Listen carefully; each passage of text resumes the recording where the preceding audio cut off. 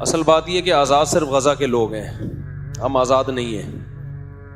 آزاد اس کو نہیں کہتے کہ آپ کھا رہے ہوں، پی رہے ہوں، گھوم رہے ہوں۔ آزاد اس کو کہتے ہیں کہ آپ کی پالیسیاں آپ کی مرضی کی ہیں یا کسی اور کی مرضی کی ہیں۔ اس وقت ہمارے جتنے بھی حکمران ہیں اور جتنے ہمارے ممالک ہیں، بلکہ مسلمان اوور آل، ان کی مثال نبی صلی اللہ علیہ وسلم نے دی صحیح حدیث میں کہ تم سمندر کے جھاگ کی طرح ہوگے، یعنی کوانٹٹی میں بہت زیادہ، مگر جیسے سمندر کا جھاگ ہے نا، اس کی کوئی حیثیت نہیں ہوتی، وہ دور ہے یہ۔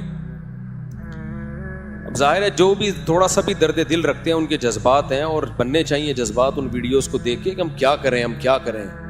لوگ علماء سے بھی پوچھتے ہیں کیا کریں۔ حضرت مفتی تقی عثمانی صاحب کا بہت واضح فتویٰ ہے کہ جو جتنے قریب ہے اس پر اتنا ہی جہاد فرض ہے۔ ان میں سب سے پہلے تو ان کے جو قریبی ممالک ہیں وہ، نہیں تو پھر ان کے قریب، اسی طرح سے جہاد فرض عین ہوتا چلا جاتا ہے۔ لیکن انڈیویجولی انسان کیا کرے کہ آپ اکیلے طور پہ کہیں بھی جانے کی کوشش کریں گے، آپ کو بارڈر ہی کراس نہیں کرنے دیا جائے گا۔ آپ کی حکومت آپ کو بارڈر کراس کرنے دے گی، اگلا کنٹری آپ کو پکڑ لے گا۔ تو اس لیے جذبات میں کوئی الٹا سیدھا کام نہ کریں۔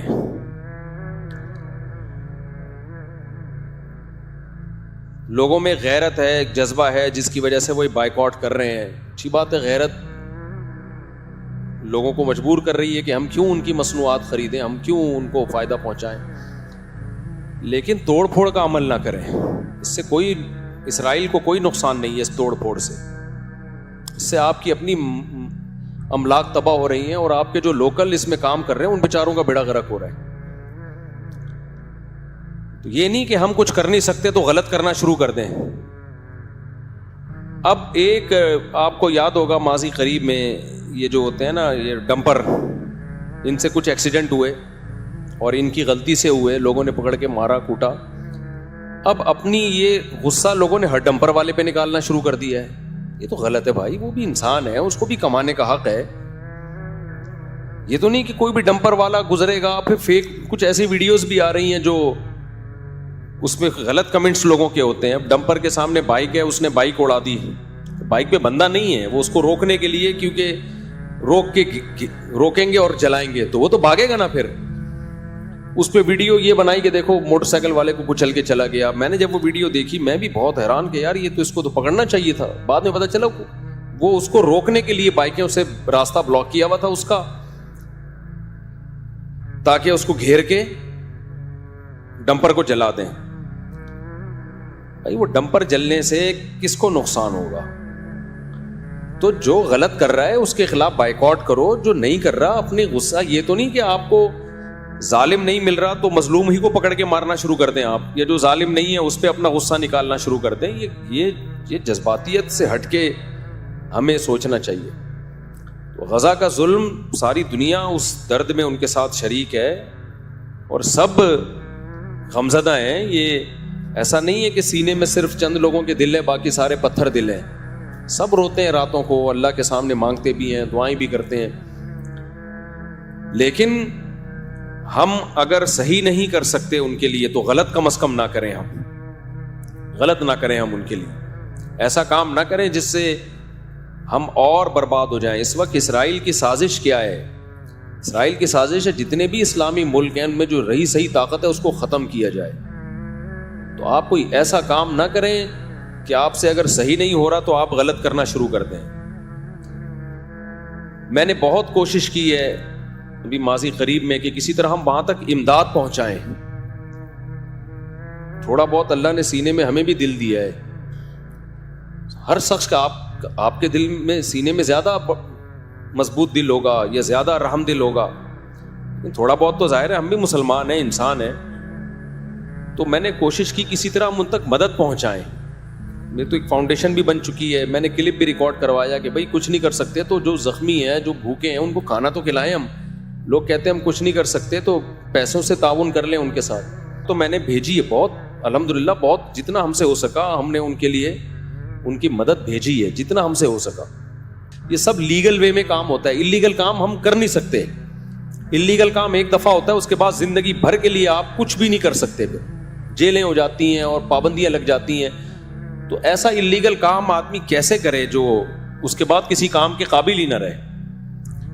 تو لیگل وے میں ہی کام ہم کر سکتے ہیں, اس سے زیادہ ہمارے اندر استطاعت نہیں ہے.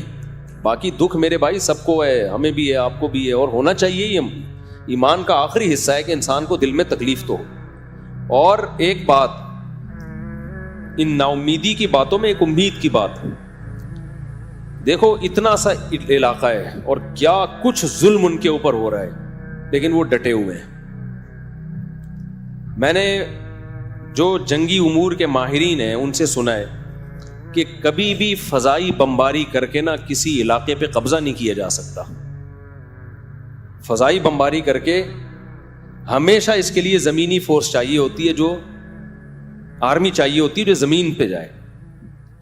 تو جہاں زمین کا معاملہ آتا ہے وہاں ان بدبختوں کو شکست ہوتی ہے. زمینی فورس کا جہاں, کیونکہ جو تیار ہے موت کے لیے اس پہ فتح ممکن نہیں ہے, اس کو نہیں فتح کیا جا سکتا. تو ایسا لگتا ہے کہ یہ معاملہ اب جائے گا تیسری جنگ کی طرف, جنگ عظیم کی طرف, تھرڈ ورلڈ وار کی طرف جائے گا یہ معاملہ. کیونکہ انہوں نے اگر دبنا ہوتا تو وہ بہت پہلے دب چکے ہوتے. وہ کہہ رہے مار دو بھائی, سب کو مار دو. تو یہ ہماری آزمائش ہے اللہ کی طرف سے کہ ہم کیا کر رہے ہیں ایسے موقع پہ. وہ تو جنگ جیت چکے ہیں. جیتنا کسے کہتے ہیں بھائی, ان کے بس میں جو تھا انہوں نے کر لیا ہے. کتنی بربریت, اور اسلام دنیا میں بہت تیزی سے پھیلنا بھی شروع ہوا ہے ظلم. اور دیکھو کافروں میں بھی کچھ درد دل رکھتے ہیں, سارے ایک جیسے کافر نہیں ہوتے. ناروے میں, یورپ میں اسلام بہت تیزی سے پھیل رہا ہے. وہ دیکھ رہے ہیں کہ یار یہ اتنی سی ایک جماعت ہے, بڑی بڑی طاقتیں مل کے ان کو قبضہ کرنے کی کوشش کر رہی ہیں, اور کتنے مہینے ہو گئے وہ قبضہ نہیں کر سکے. تمام تر صلاحیتیں جھونک دی انہوں نے وہاں پہ, لیکن ایک بال زمین پہ قبضہ نہیں کر پا رہے ہیں وہ. تو یہ ساری دنیا اندھی نہیں ہے بھائی, دنیا بھی دیکھ رہی ہے. کہ اللہ تعالیٰ ان مظلوموں کی فریاد سنے, ہماری فریاد سنے, اللہ ان کو اس ظلم سے نجات عطا فرمائے. اور قرآن میں اللہ نے یہودی کے بارے میں کہا ہے یسعون فی الارض فسادا, یہ زمین میں فساد مچاتے رہیں. یہودی بھی سارے ایک جیسے نہیں ہیں, ان میں بہت سے یہودی بھی نیوٹرل ہیں, وہ نہیں اسرائیل کی ان باتوں کو پسند کرتے. تو ایسا نہیں ہے کہ کوئی بھی یہودی ملے آپ اس کو مارنا کوٹنا شروع کر دو, سارے ایک جیسے نہیں ہیں. جب یہ سربیا کی جنگ ہو رہی تھی, بوسنیا کی جنگ, جس میں سربی لوگ لڑ رہے تھے اور بوسنیا کے لوگوں سے, تو جو ظلم بوسنیا میں ہو رہا تھا, تو جو وہاں ٹرسٹی تھے جو مدد کر کے لیے گئے ہوئے تھے, انہوں نے ہمیں بتایا کہ اس ظلم کے خلاف بہت سے عیسائیوں نے آواز اٹھائی تھی کہ یہ غلط ہو رہا ہے. اور پراپر عباس نے تو خودکشیاں کر لیں کہ یہ مسلمانوں کے ساتھ غلط ہو رہا ہے. تو اس لیے ایسا نہیں ہے کہ کوئی بھی غیر مسلم ہو یا یہودی ہو آپ اس کو نقصان پہنچانا شروع کر دیں. بہت سارے یہودی اس کے خلاف ہیں, جو صہیونیوں کے خلاف ہیں. بہت سارے ایک مخصوص طبقہ ہے جو دنیا میں ڈکٹیٹر بنا ہوا ہے, دنیا کا باپ بنا ہوا ہے, اور وہ کسی کی نہیں سن رہا. وہ طاقت کے نشے میں ہے, اس نے بڑی بڑی طاقتوں کو اپنے ساتھ ملایا ہوا ہے, اور وہ قرآن کی پیش گوئی پوری ہو رہی ہے کہ یہ زمین میں کیا کریں گے, فساد مچائیں گے. اور ہمارے پاس قرآن کی واضح ہدایات ہیں. قرآن میں اللہ نے کہہ دیا ضربت علیہم الذلہ, ان پر ذلت مسلط کر دی ہم نے. تو کتنی بڑی موٹیویشن ہے ہمارے لیے. اللہ کہہ رہے ہیں میں نے ان بدبخت یہودیوں پہ جو یہ کچھ ظلم کر رہے ہیں, ان پہ ذلت مسلط کر دی ہے قیامت تک کے لیے. سوال پیدا ہوتے ہیں تو بڑے طاقتور ہیں, یہ تو بمباری کیے جا رہے ہیں, کوئی ان کا ہاتھ نہیں روک پا رہا ہے, بے بس ہو چکے ہیں سب لوگ. تو دیکھو مفسرین نے لکھا ہے اور مورخین نے لکھا ہے کہ یہودیوں پہ ہمیشہ کوئی نہ کوئی مسلط رہا ہے جنہوں نے ان کو عبرتناک مزہ چکھایا ہے, عبرتناک سزا دی ہے. تو یہ جو وقتی عزت ہے نا, یہ بہت بڑی ذلت کا پیش خیمہ ہے. جب بہت زیادہ کسی کو ذلیل کرنا ہوتا ہے نا, تو اسٹیج پہ لا کے ذلیل کیا جاتا ہے, اس کے گھر میں نہیں مارا جاتا, اس کو لایا جاتا ہے, پبلک میں عزت دی جاتی ہے. دیکھو ایک آدمی دولہا بنا ہوا بیٹھا ہو اسٹیج پہ دلہن کے ساتھ, اور پولیس آ جائے اس کو اریسٹ کر کے لے جائے, کہتا ہے وہ کیا کہے گا, یار اس موقع پہ یہ کام نہ کرتے, گھر میں کر لیتے.